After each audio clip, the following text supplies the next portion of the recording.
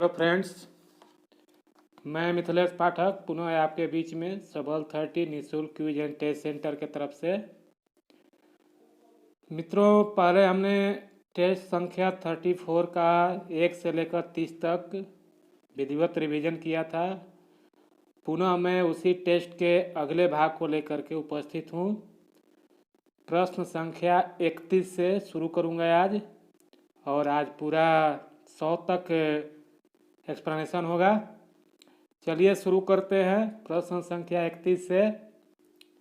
प्रश्न संख्या 31 है, नेवल एयर स्टेशन गरुड़ कहाँ स्थित है? तो नेवल एयर स्टेशन गरुड़ जो है ये कोचीन में स्थित है। इसको कोचीन कहें या कोची कहें, एक ही है। इसकी स्थापना 11 मई 1953 को किया गया था। यह भारतीय नौसेना का प्राचीनतम एयर स्टेशन है और ये कोची में विलिंगटन टापू पर स्थित है। आते हैं अगले प्रश्न में। 32वां प्रश्न। 32वां प्रश्न है, एक उच्च न्यायालय का न्यायाधीश यानी हाई कोर्ट का जज अपना त्यागपत्र किसको संबोधित करता है, यानी त्यागपत्र किसको देता है? तो ये त्यागपत्र देता है राष्ट्रपति को, और इनकी नियुक्ति भी राष्ट्रपति के द्वारा ही की जाती है। इनका शपथ ग्रहण राज्य के राज्यपाल द्वारा कराया जाता है। वह उच्च न्यायालय का उल्लेख संविधान के अनुच्छेद 214 में है। हमारे देश में अभी 25 उच्च न्यायालय हैं और 25वां जो उच्च न्यायालय है वो है अमरावती, आंध्र प्रदेश, जिसकी स्थापना 1 जनवरी 2019 को की गई थी। उच्च न्यायालय का सबसे बड़ा जो उच्च न्यायालय है वो है इलाहाबाद उच्च न्यायालय, और सबसे छोटा उच्च न्यायालय जो है वो है सिक्किम उच्च न्यायालय। आते हैं अब अगले प्रश्न में। इनमें से पवन का वेग मापक यंत्र कौन है? तो पवन वेग मापक यंत्र है एनीमोमीटर। अगला प्रश्न है 34वां। अधातुएं सामान्यतः विद्युत की कुचालक होती है, परंतु ग्रेफाइट विद्युत का सुचालक होता है। तो ये सुचालक क्यों होता है? तो इसमें शिथिलताबद्ध इलेक्ट्रॉन होते हैं। इनका जो संयोजी इलेक्ट्रॉन होता है वो मुक्त होता है, जिसके चलते ये विद्युत के सुचालक होते हैं। और ग्रेफाइट जो है खटफलकीय होता है। ग्रेफाइट जो है कार्बन का अपरूप है। कार्बन के दो अपरूप हैं, हीरा एवं ग्रेफाइट। और ग्रेफाइट जो है खटफलकीय होता है, जिसके चौथा जो इलेक्ट्रॉन होता है संयोजी इलेक्ट्रॉन, ये मुक्त अवस्था में होता है, जिसके कारण ये विद्युत का सुचालक होता है। आते हैं अगला प्रश्न 35वां प्रश्न पे। 1 रुपये से अधिक के नोट पर, प्रश्न को ध्यान से पढ़ा गया है, 1 रुपये से अधिक के नोट पर किसका हस्ताक्षर होता है? क्योंकि ये प्रश्न थोड़ा कन्फ्यूजन हो जाता था। अगर 1 रुपया का नोट रहेगा तो ये होगा वित्त मंत्रालय के सचिव, और यहाँ प्रश्न है 1 रुपये से अधिक के नोट पर, तो ये होगा गवर्नर भारतीय रिजर्व बैंक, यानी इसका ऑप्शन नंबर 20 सही आंसर है। अगला प्रश्न 36वां। इंसुलिन उत्पादित होता है, तो इंसुलिन उत्पादित होता है पैंक्रियाज यानी अग्नाशय ग्रंथि द्वारा। इंसुलिन की कमी से शरीर में मधुमेह रोग होता है। अगला प्रश्न 37वां प्रश्न। निम्न में से कौन सा भारी पिंड सायंकाल ऑब्लिक रात्रि में आकाश में सबसे अधिक चमकता है? तो सबसे अधिक चमकने वाला है शुक्र, जिसे सांझ का तारा या भोर का तारा भी कहते हैं। ये हमेशा सूर्योदय के पहले और सूर्यास्त के बाद दिखाई देता है, और इसकी चमक सूर्यास्त होते ही तेज होती है और सूर्योदय होने से पहले तेज रहती है, जिसके कारण इसे चमकता तारा भी बोलते हैं। अगला प्रश्न 38वां प्रश्न आते हैं। रबर की उत्पत्ति होती है, तो रबर की उत्पत्ति होती है पेड़ से, पेड़ से रबर की उत्पत्ति होती है। अगला प्रश्न 19वां प्रश्न आते हैं। भारत द्वारा स्वतः निर्मित लाइट कॉम्बैट एयरक्राफ्ट का नाम, तो ये है तेजस। तेजस जो है स्वतः निर्मित लाइट कॉम्बैट एयरक्राफ्ट है। ये हॉल द्वारा निर्मित है, हिंदुस्तान एरोनॉटिक लिमिटेड, भारत का ये तेजस निर्मित है और इसको तेजस नाम दिया गया था 4 मई 2003 को। अगला प्रश्न आते हैं। यदि जलाशय में पानी जमता है तो पानी के तल का तापमान, इस प्रश्न पर भी थोड़ा कंफ्यूजन था लेकिन स्पष्ट कर देते हैं कि जलाशय में जब पानी जमता है, जब ऊपरी सतह पे पानी जमता है तो अंदर का तापमान जो है ऊपर के अपेक्षा बढ़ा हुआ रहता है, यानी अंदर का तापमान जो है 4 डिग्री सेंटीग्रेड तक स्थिर रहता है ऊपर के अपेक्षा, जिसके चलते नीचे के तली का पानी जो है गर्म महसूस होता है। यही कारण है कि उसमें मछलियाँ जीवित रहती हैं या कोई भी जलीय जीव ऊपर पानी जमने के कारण भी नीचे में जीवित रहते हैं। तो इसका ऑप्शन नंबर बी सही है। अगला प्रश्न आते हैं 41। पौधों में क्लोरोफिल बनाने के लिए कौन सा तत्व सहायक होता है? तो पौधों में क्लोरोफिल बनाने के लिए मैग्नीशियम तत्व सहायक होता है। यह पौधों के पत्तियों में पाया जाता है। अगला प्रश्न है, एस्बेस्टस के कारण होने वाला प्रमुख रोग कौन है? तो एस्बेस्टस के होने के कारण होने वाला प्रमुख रोग है एम्फेसैमा। एम्फेसैमा ये जो है फेफड़ा को प्रभावित करता है। एम्फेसैमा रोग जो है फेफड़ा को प्रभावित करता है। इसे अन्य नाम से भी जानते हैं जिसको वात स्फीति बोलते हैं। वात स्फीति रोग भी इसको बोलते हैं, या इसको ये भी बोलते हैं फेफड़े का अवरोधक रोग। अगला प्रश्न आते हैं।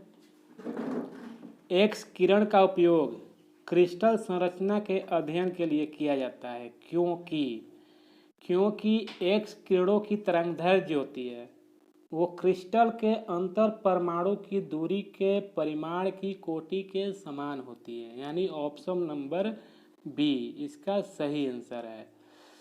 अगला प्रश्न आते हैं। विटामिन ए की कमी के कारण होता है, यानी विटामिन ए की कमी के कारण निम्न में से कौन सा रोग होता है? तो ये होता है नाइट ब्लाइंडनेस, यानी आँख से संबंधित जितने रोग होते हैं उनमें विटामिन ए की कमी के कारण ही होते हैं। और विटामिन ए को रेटिनॉल बोला जाता है। विटामिन ए का जो वैज्ञानिक नाम है वो रेटिनॉल है, या इसको हम लोग कैरोटीन के नाम से भी जानते हैं। और ये फलों में भी पाया जाता है, जैसे चुकंदर में और गाजर में पाया जाता है। दूध या दूध से उत्पादित पदार्थों में पाया जाता है, फलों में पाया जाता है, सब्जियों में पाया जाता है। तो विटामिन ए की कमी से आँख के रोग उत्पन्न होते हैं। अगला प्रश्न आते हैं हम लोग 45वें प्रश्न पर। 45वां प्रश्न है कि वृंदावन गार्डन कहाँ स्थित है? तो वृंदावन गार्डन मैसूर में स्थित है और ये कावेरी नदी पर कृष्णराज सागर बांध के नीचे स्थित है। और इसे बनाने में 1927 में शुरू किया गया था और ये 1932 में कंप्लीट हुआ था। वृंदावन गार्डन कहाँ है? मैसूर में है। अगला प्रश्न मैथ का है। मैथ के लिए बनाना होगा इसको। वैसे ये प्रश्न जो है बहुत इम्पोर्टेंट है और इस तरह के प्रश्न का हमेशा उत्तर, जब चीनी का मूल्य 25% बढ़ता है तो कितना खर्च कम करना पड़ेगा? तो इसका हमेशा आंसर होता है 20%, यानी 25% बढ़ाने पर हो जाएगा 125 और 125 का x% बराबर 25 निकालेंगे तो आंसर आएगा 20%। अगला प्रश्न है 47वां प्रश्न। मोबाइल के जो सिम कार्ड होता है उसमें सिम का अर्थ क्या होता है? तो सिम का अर्थ होता है सब्सक्राइबर आइडेंटिटी मॉड्यूल। क्या होता है? Subscriber identity module. ऑप्शन को, ऐसे प्रश्नों के ऑप्शन को बहुत बारीकी से देखना होता है। अगला प्रश्न है राजकोषीय घाटा क्या है? राजकोषीय घाटा, तो राजकोषीय घाटा है बजटीय घाटे का योग और सरकार का बाजार ऋण तथा दायित्व। इसका ऑप्शन नंबर डी सही आंसर है। अगला प्रश्न आते हैं 49वां प्रश्न पर। जालियांवाला बाग में प्रदर्शन के लिए लोग क्यों जमा हुए थे? तो वहाँ जमा होने का कारण था कि पंजाब में एक पर्व होता है बैसाखी पर्व, जो कि 13 अप्रैल को मनाया जाता है। ये रबी फसल काटने के बाद मनाया जाता है। इसी बैसाखी अवसर पर लोग अमृतसर में जालियांवाला बाग में एक प्रदर्शन हो रहे थे। उस समय ब्रिटिश के विरुद्ध, क्योंकि वहाँ पर जो था कर्फ्यू लगे हुए थे, वहाँ पर जो है क्या बोलते हैं उसको, वहाँ पर जुटना मना था भीड़ के जुटने के लिए।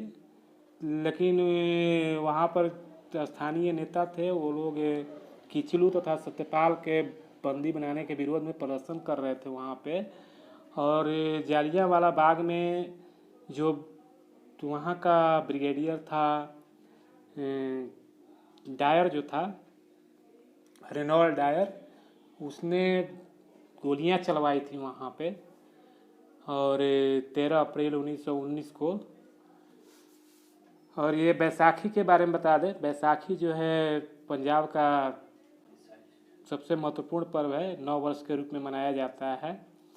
ये 13 अप्रैल 1699 को जो गुरु गोविंद सिंह जी थे, उन्होंने खालसा पंथ की स्थापना की थी। इन्हीं के अवसर पर 13 अप्रैल को बैसाखी पर्व मनाया जाता है। अगला प्रश्न आते हैं 50वें प्रश्न पे। जब प्रकाश की तरंगें वायु से कांच में होकर गुजरती है तब कौन से परिवर्तन प्रभावित होंगे, यानी कौन से परिवर्तन नहीं होंगे। इसका अर्थ यही होगा कि जब प्रकाश की तरंगें वायु से कांच में होकर गुजरती है तो कौन सा परिवर्तन नहीं होगा। तो इसमें परिवर्तन नहीं होता है तरंगदैर्घ्य तथा वेग में। नहीं, परिवर्तन होगा, परिवर्तन प्रभावित होगा। कौन सा परिवर्तन होगा? तो इसका आंसर होगा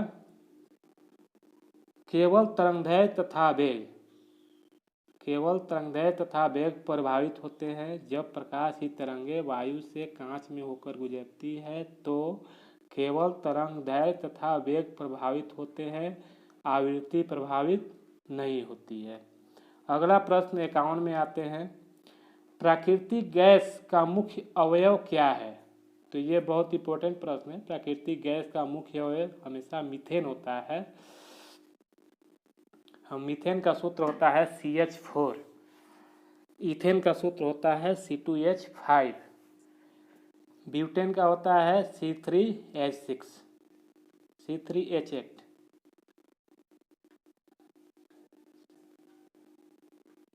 अगला प्रश्न 52वें प्रश्न पर हम लोग आते हैं। निम्न में से कौन सा पदार्थ नाभिकीय रिएक्टर में मंदक का कार्य करता है? तो मंदक का कार्य करता है भारी जल। भारी जल का सूत्र होता है D2O, ड्यूटेरियम ऑक्साइड। इसमें एक ऑप्शन है ओजोन। ओजोन का सूत्र होता है O3। ये हमारी पृथ्वी को पराबैंगनी सूर्य से निकलने वाली पराबैंगनी किरणों से पृथ्वी की रक्षा करता है ओजोन। ये ऑक्सीजन का एक रूप है। इसका अणु सूत्र है O3। लेकिन 52वें प्रश्न का आंसर होगा C, भारी जल D2O। D2O ये केमिस्ट्री में पढ़ाया जा चुका है भारी जल के बारे में। अगला प्रश्न 53वां प्रश्न है। मनुष्य के शरीर में पैरों की हड्डियां कौन कौन है? पैरों की हड्डियां, तो ये है फिबुला तथा टोबिया। ये फिबुला तथा टोबिया जो है मनुष्य के शरीर के पैरों की हड्डियां हैं। अगला प्रश्न आते हैं। अकबर के साथ युद्ध करने वाली रानी दुर्गावती कौन थी? तो ये रानी दुर्गावती जो थी ये चंदेल शासक राजा कीर्ति सिंह की एकलौती पुत्री थी और इसकी शादी गोंड वंश जो गोंडवाना लैंड में था, गोंड वंश के शासक जो थे उनके पुत्र दौलत शाह के साथ इसकी शादी हुई थी रानी दुर्गावती की। और इसने मुगल सम्राटों के समक्ष युद्ध किया था और वीरतापूर्वक युद्ध की थी। ये उस समय गोंडवाना में 4 क्षेत्र थे, गढ़मंडला, देवगढ़, चंदा एवं खेरला। 4 क्षेत्र थे, गढ़मंडला, देवगढ़, चंदा एवं खेरला। तो इसमें ऑप्शन ए दिया हुआ है गढ़मंडला। तो रानी दुर्गावती जो रानी थी वो गढ़मंडला की थी। ऑप्शन नंबर ए सही है। 55वां प्रश्न पे आते हैं। हेलियोडोरस का स्तंभ कहाँ से प्राप्त हुआ है? हेलियोडोरस का स्तंभ जो है बेसनगर से प्राप्त हुआ है। हेलियोडोरस जो था शुंग वंश के शासन में आया था और इसकी जो स्तंभ प्राप्त हुई है बेसनगर से प्राप्त हुई है। अगला प्रश्न 56वें प्रश्न पे आते हैं। वायु का वेग किससे संबंधित है, यानी किस प्रक्रिया से? तो ये ऑप्शन के अनुसार इसमें आएगा पृथ्वी के अपनी धुरी पर घूमने, पृथ्वी अपनी धुरी पर घूमने यानी घूर्णन काल से। पृथ्वी के घूर्णन गति के कारण वायु में वेग उत्पन्न होता है। जब पृथ्वी अपने ध्रुव पर घूमती है अपने की ध्रुव पे तो उसको घूर्णन बोलते हैं, और जब ये सूर्य के चारों तरफ चक्कर लगाती है तो उसको परिभ्रमण बोलते हैं। अगला प्रश्न है 57वां प्रश्न। हेलियोडोरस किस वंश के राज दरबार में उपस्थित हुआ था? जस्ट ऊपर में हम बताए हैं कि हेलियोडोरस का स्तंभ जो प्राप्त हुआ था बेसनगर से, और वही हेलियोडोरस किस वंश के राज दरबार में उपस्थित हुआ? तो ये हुआ था शुंग वंश के राज दरबार में उपस्थित हुआ था। और शुंग वंश के संस्थापक थे पुष्यमित्र शुंग। और पुष्यमित्र शुंग ने 185 ईस्वी पूर्व में मौर्य वंश के शासक बृहद्रथ को अपदस्थ करके मार करके और ये शुंग वंश की स्थापना की थी। ये शुंग वंश का शासन 185 ईस्वी पूर्व से 73 ईस्वी पूर्व तक रहा था। शुंग वंश का अंतिम शासक जो था देवभूति था। और पुष्यमित्र शुंग के एक समकालीन जो थे वो थे पतंजलि। ये प्रश्न बराबर आता है कि पतंजलि किस वंश के समकालीन थे?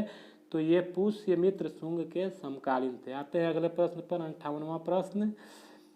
58वां प्रश्न पे आते हैं। 58वां प्रश्न है होशंग शाह का मकबरा कहाँ स्थित है? चूँकि इस सेट में ये रिपीटेड क्वेश्चन है, दोबारा आया है, तो इसका आंसर सी मांडू होगा, पहले भी बता चुके हैं। अगला प्रश्न 59वां प्रश्न। भारी जल का रासायनिक सूत्र क्या है? तो ये आगे भी बताए हैं कि मंदक का प्रयोग किया जाता है भारी जल का, और ये D2O है। इसका रासायनिक सूत्र D2O ड्यूटेरियम ऑक्साइड, ये जल का ही एक है। निम्न में कौन सा एंटीबायोटिक है? एंटीबायोटिक मतलब प्रतिजैविक, जो हानिकारक जीवाणुओं को नष्ट करता है उसको एंटीबायोटिक बोलते हैं। और ये शरीर में कार्य करता है, शरीर में जितने भी हानिकारक जीवाणु होते हैं उनको ये मारने के काम में इसका प्रयोग किया जाता है एंटीबायोटिक का। इसका ऑप्शन नंबर ए एम्पिसिलिन जो है एंटीबायोटिक है। एम्पिसिलिन जो है एंटीबायोटिक है। और एंटीबायोटिक के बारे में थोड़ा और पढ़ लेते हैं हम लोग। एंटीबायोटिक शब्द का प्रयोग सर्वप्रथम 1942 में सेलमैन वॉक्समैन ने किया था। किसने किया था? सेलमैन वॉक्समैन ने 1942 में। और एंटीबायोटिक जो होता है एक पदार्थ होता है, एक यौगिक होता है। कुछ एंटीबायोटिक्स और भी हैं, जैसे पेंसिलिन है, प्रोंटोसिल है, सल्फोनामाइड है, ये सब एंटीबायोटिक हैं। पेंसिलिन का खोज किए थे अलेक्जेंडर फ्लेमिंग ने 1928 में। अब आते हैं अगला प्रश्न। साइमन कमीशन का संबंध है। साइमन कमीशन जो ब्रिटिशों द्वारा बनाया गया एक आयोग था जो कि भारत में संवैधानिक तथा राजनीतिक पद्धति में सुधार हेतु बनाया गया था। यहाँ पर अपनी विचार देने के लिए यहाँ पर आया था साइमन कमीशन। इसकी स्थापना हुई थी 1927 में और ये भारत में आया था 3 फरवरी 1928 को भारत में आया था।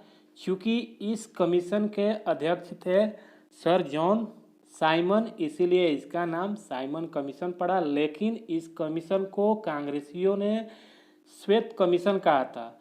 श्वेत कमीशन कहने का तात्पर्य था कि इस कमीशन में जितने भी सदस्य थे, इस कमीशन में टोटल 7 सदस्य थे और 7 सदस्य जो थे ब्रिटिश थे, यानी एक भी भारतीय को इसमें शामिल नहीं किया गया था। प्रश्न एक ये भी आता है कि साइमन कमीशन का भारतीयों ने विरोध क्यों किया था। तो विरोध करने का कारण यही था कि उसमें जितने थे एक भी भारतीय को शामिल नहीं किया गया था, उसमें 7 के 7 सदस्य ब्रिटिश थे, इसलिए इसका विरोध किया गया था।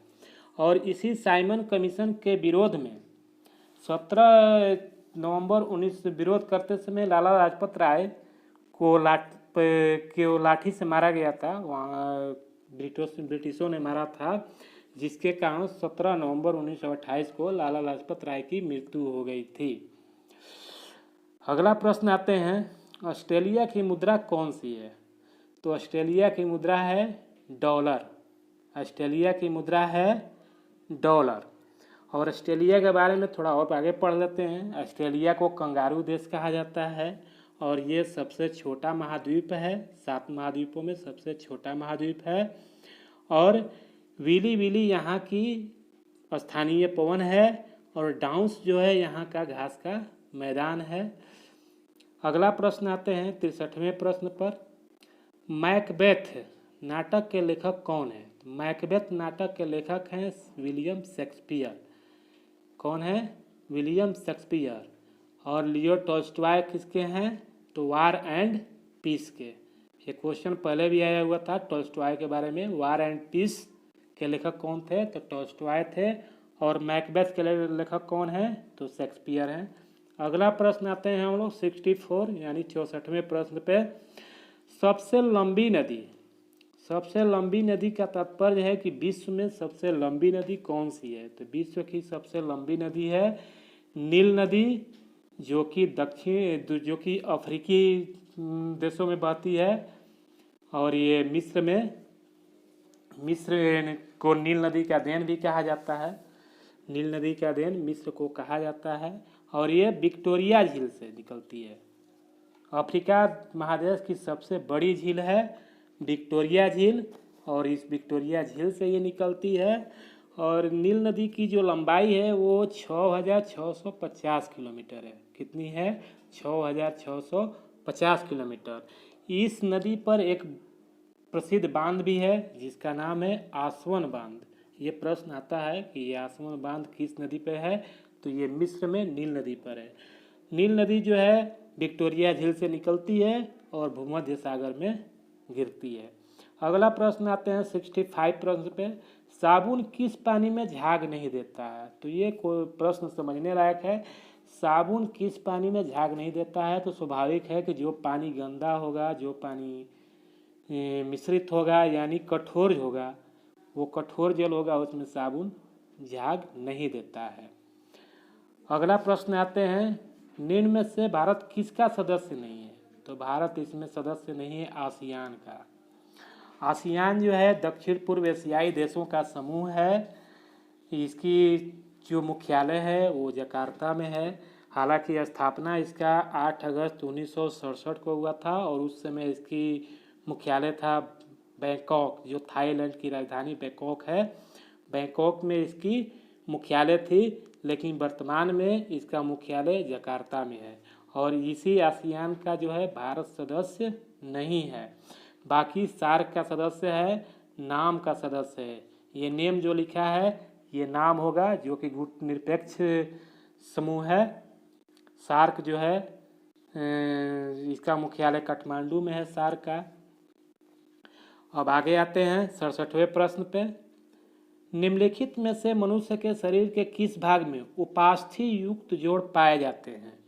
उपास्थि युक्त उपास्थि जो होता है संयोजी ऊतक होता है, और ये कान की हड्डी, नाक की हड्डी या अस्थियों के जोड़ में, अस्थियों के जोड़ में ये होता है। यानी उपास्थि जो है नाक की, कान की हड्डी, नाक की हड्डी और अस्थियों के जोड़। तो ये इसका ऑप्शन नंबर ए होगा। दो कशेरुकाओं के मध्य उपास्थि युक्त जोड़ पाए जाते हैं। मनुष्य के शरीर के दो कोशिकाओं के मध्य उपास्थि युक्त जोड़ पाए जाते हैं। इसका ऑप्शन नंबर ए सही होगा। इसका जो है उपास्थि का जो संरचना के अनुसार में जो होता है, इसके दो होते हैं, कोलेजन या इलास्टिन, कोलेजन या इलास्टिन, और ये 3 प्रकार के होता है। उपास्थि जो है 3 प्रकार के होते हैं। अगला प्रश्न में आते हैं 68वें प्रश्न में। निम्नलिखित में से कौन सी कोशिकाएं प्रतिरक्षियां स्रावित करती है? प्रतिरक्षियां मतलब रोग निरोधक, हमारे शरीर को रोग से जो बचाती हैं, वो कौन सा रक्त कण बचाता है? तो वो रक्त कण बचाता है सभी लिम्फोसाइट। लिम्फोसाइट मतलब श्वेत रक्त कण, लिम्फोसाइट मतलब श्वेत रक्त कण। ये श्वेत रक्त कण जो है हमारे शरीर में जितने भी रोगाणु उत्पन्न करने वाले होते हैं उनसे ये बचाता है। यानी हमारे शरीर में जब श्वेत रक्त कण की कमी हो जाती है तो हमारा शरीर जो है हमारे शरीर में रोग उत्पन्न हो जाते हैं। और रक्त के बारे में थोड़ा हम लोग पढ़ लेते हैं। रक्त कण जो है 3 प्रकार के होते हैं। कौन कौन? तो एक होता है लाल रक्त कण, एक होता है श्वेत रक्त कण, और एक होता है प्लेटलेट्स। प्लेटलेट्स हम लोग बराबर सुनते हैं। प्लेटलेट्स से कमी हो जाने से शरीर में कमजोरी पैदा हो जाता है, रोग हो जाते हैं। हालांकि लाल रक्त कण भी हमारे शरीर के लिए इम्पोर्टेंट है, श्वेत रक्त कण भी है और प्लेटलेट भी है। लाल रक्त कण का काम क्या है? तो लाल रक्त कण जो है हमारे श्वसन अंग से ऑक्सीजन को पूरे शरीर में ले जाता है और कार्बन डाइऑक्साइड को पूरे शरीर से श्वसन अंग तक लाता है। यानी हमारे श्वसन की क्रिया को नियंत्रित करता है लाल रक्त कण, और श्वेत रक्त कण क्या करता है? हमारे शरीर को रोगाणुओं से रक्षा करता है। अगला प्रश्न आते हैं 69 प्रश्न पे। निम्नलिखित में से किस विदेशी नागरिक को भारत रत्न प्रदान किया गया है? तो इसका प्रश्न एक और हम लोग पहले पढ़ चुके हैं। पहले हम लोग पढ़े हैं कि किस प्रथम विदेशी नागरिक को भारत रत्न प्रदान किया गया था। तो उसमें आंसर था खान अब्दुल गफ्फार खान। लेकिन इसमें ऑप्शन में खान अब्दुल गफ्फार खान नहीं है। हालांकि इसमें प्रश्न में प्रथम भी नहीं है। इसमें यह दिया है कि किस विदेशी नागरिक को भारत रत्न प्रदान किया गया था। तो इसमें जो 4 ऑप्शन है उसमें 3 ऑप्शन में किसी को भारत रत्न नहीं मिला है, केवल एक को मिला है, नेल्सन मंडेला को। इनको मिला था 1990 में। अगला प्रश्न आते हैं हम लोग 70वें प्रश्न पे। पुलित्जर पुरस्कार किस क्षेत्र में प्रदान किया जाता है? तो पुलित्जर पुरस्कार पत्रकारिता क्षेत्र में दिया जाता है। अभी हाल ही में पुलित्जर पुरस्कार दिया गया है कश्मीर के 3 पत्रकारों को। अगला प्रश्न हम लोग आते हैं, अगला प्रश्न है 71वां प्रश्न। ये प्रश्न भी रिपीट हो गया है, जो कि हम लोग 31वें प्रश्न पे पढ़े थे, वही प्रश्न यहाँ रिपीट है। इसका आंसर कोचीन होगा। अगला प्रश्न 72वें प्रश्न पे आते हैं हम लोग। ये भी प्रश्न रिपीट है। एक उच्च न्यायालय का न्यायाधीश अपने त्याग पत्र संबोधित करता है, राष्ट्रपति को करता है। 73वें प्रश्न पे आते हैं, रक्तदाब का मात्रक। रक्तदाब का मात्रक क्या है?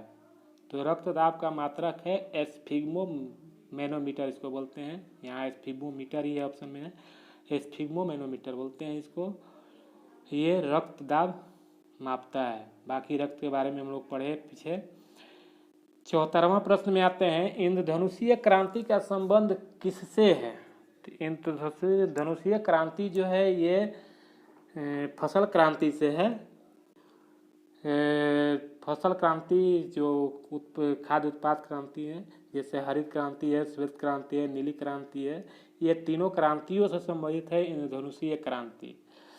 यानी इसका ऑप्शन नंबर डी, उपरोक्त सभी से। 75वें प्रश्न पे आते हैं। ये 75वां प्रश्न है। ₹1 के नोट पर हस्ताक्षर होता है? देखिए, एक पहले प्रश्न आया था, उसमें था ₹1 से अधिक के नोट पर किसका हस्ताक्षर होता है, तो उसमें था गवर्नर भारतीय रिजर्व बैंक का। लेकिन यहाँ पर प्रश्न है ₹1 के नोट पर किसका हस्ताक्षर होता है, तो ₹1 के नोट पर हस्ताक्षर होता है वित्त मंत्रालय के सचिव, वित्त सचिव का।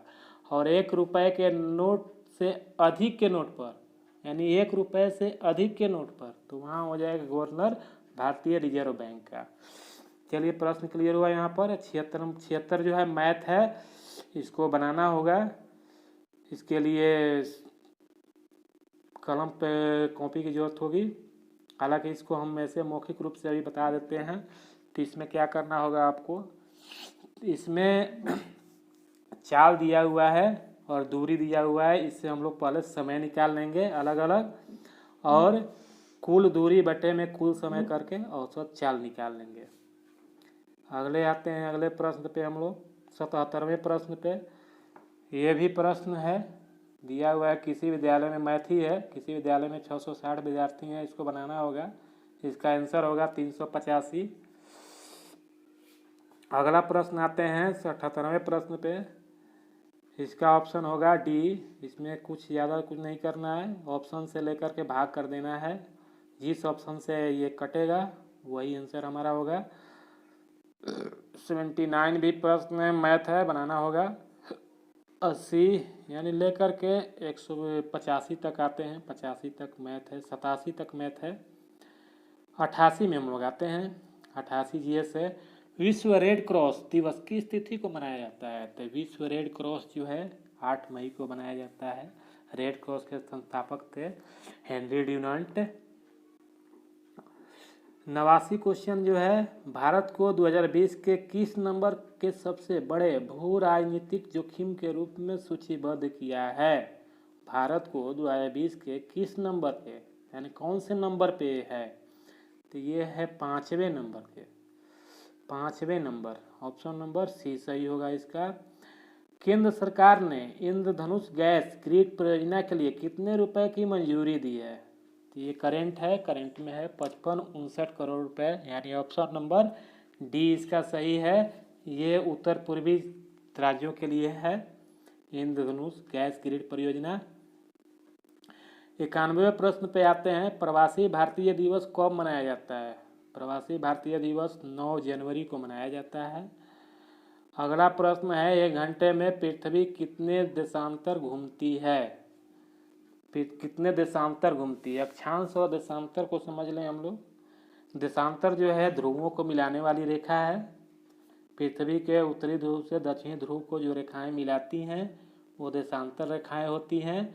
और जो ध्रुव के पैरेलल चारों तरफ से, पृथ्वी के चारों तरफ ध्रुव के पैरेलल जो है वो होती है अक्षांश रेखाएं।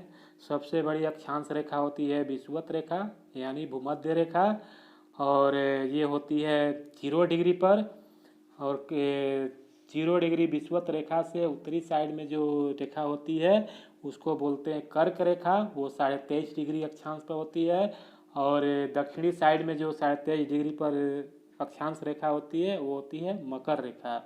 भारत जो है, भारत से गुजरने वाली जो अक्षांश रेखा है वो है कर्क रेखा है, 23.5 डिग्री। वो भारत के 8 राज्यों से होकर गुजरती है। तो ये प्रश्न पे आते हैं, 1 घंटे में पृथ्वी कितने देशांतर घूमती है? तो चूंकि 24 घंटे में ये 360 डिग्री घूम जाती है।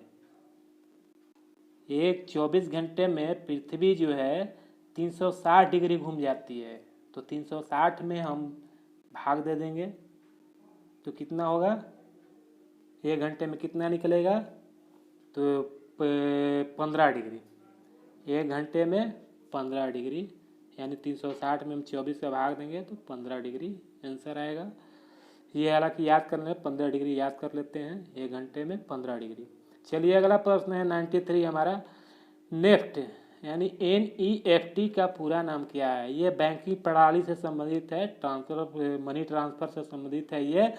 तो इसका आंसर होगा हमारा option number C, national electronic fund transfer. ऐसे प्रश्नों में हम लोग बारीकी से नज़र रखना पड़ता है, क्योंकि ऑप्शन के वर्ड को सबसे बड़ा क्लियर करना होता है। पहला है नेशनल इमरजेंसी फंड ट्रांसफ़र। लगता है सभी एक जैसे, लेकिन हमको अगर हम क्लियर रहे तो हम इसको आसानी से मार सकते हैं। इसका option number C national electronic fund transfer होता है। अगला प्रश्न है 94, लेंज का नियम किससे संबंधित है? लेंज का नियम जो है ऊर्जा संरक्षण से संबंधित है। ये महत्वपूर्ण प्रश्न हमेशा आता है। लेंज का नियम ऊर्जा संरक्षण से संबंधित है। अगले प्रश्न पे आते हैं हम लोग। अगला प्रश्न 95वां प्रश्न है, निम्न में से किसका नाम राधे था?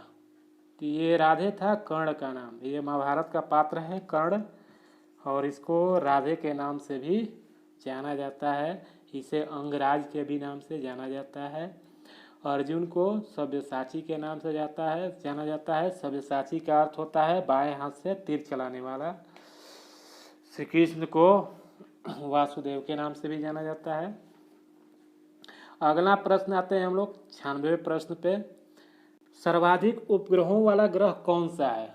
तो सर्वाधिक उपग्रहों वाला वर्तमान में जो ग्रह है वो शनि है। जो इसके 82 उपग्रह हो गए हैं। इससे पूर्व में बृहस्पति था जिसके 79 उपग्रह थे, लेकिन शनि के कुछ नए उपग्रह मिल जाने से इसकी संख्या बृहस्पति के उपग्रहों की संख्या से बढ़ गई है।